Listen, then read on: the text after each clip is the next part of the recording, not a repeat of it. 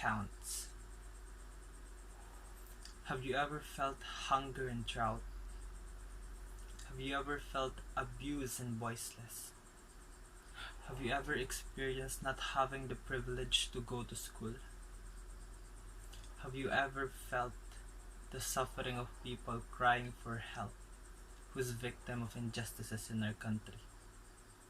If not, have you ever reflected being on their shoes? What if it's you who gets victimized by the system? What if it's you who's incapable enough for having a basic human rights? What if it's you who got punished by man and power?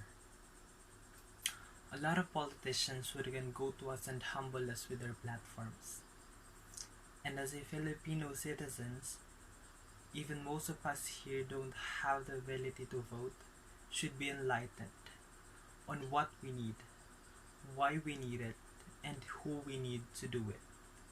We should always acknowledge and remember the mistakes written in history before history repeats itself.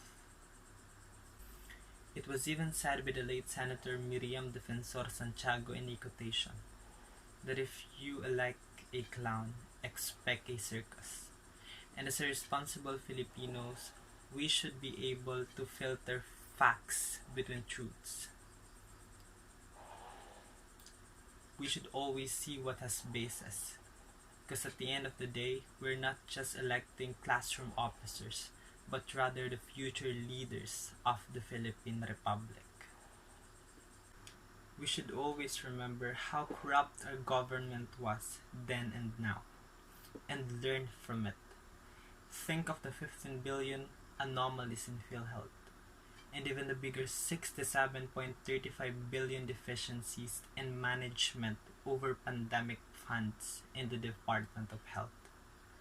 A lot of men in power are corrupting the Filipinos' hard-earned taxes that should be an aid to develop our country.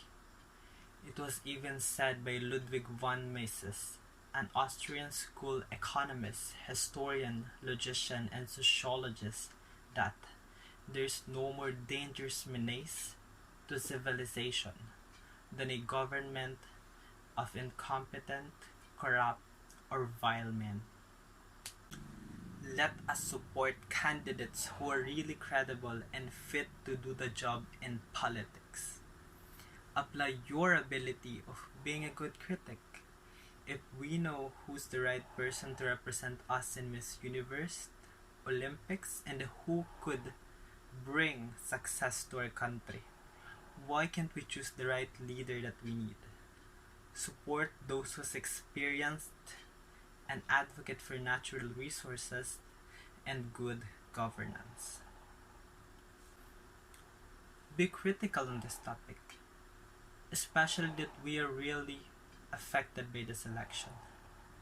Imagine choosing the wrong person, wrong leader for the next 6 long years. These are the years where we are trying to pursue our dreams and ambitions in life. This is the time where we are gradually making our dreams happen. So we need a leader who's concerned about students' education, scholarships, education development, valuable programs, healthcare, enhancing our country's economy and our country's development. Let us open our minds and be rational. Who's really credible? Who has the ability to bring the Philippines to greatness? Who has already done something and could bring more for our country? I'm not here to promote any candidate nor to disregard anyone, but rather to make you reflect that even if a lot of us don't have the ability to formally vote for the election 2022, always remember that you have a voice to influence people to vote for the candidates we think fits for the job. Let's not be for yellow, blue, green, red, pink, or any political color. Let us be for our country and let us support who's with us. always remember that there might be no good or perfect governance, but there's always a better one.